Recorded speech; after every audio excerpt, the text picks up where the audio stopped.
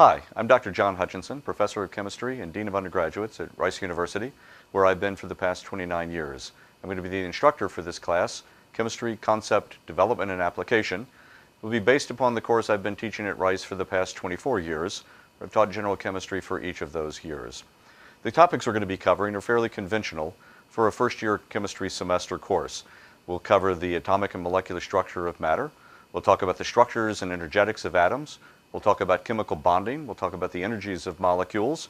We'll talk about the energies of chemical reactions and the structure of matter in general. Those topics are fairly conventional. What will be unconventional is the approach that we're going to apply here.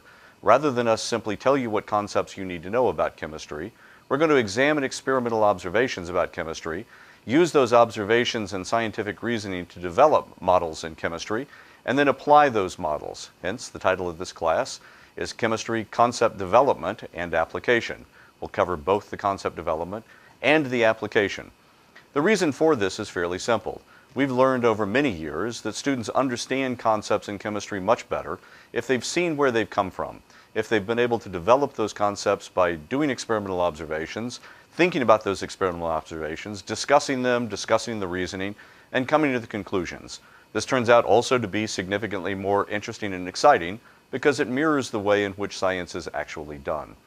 The materials for this course are in fact somewhat unique, and I have written them. They are available to you freely online on Rice's Connections project, a repository for educational materials of all types that you might find interesting to explore.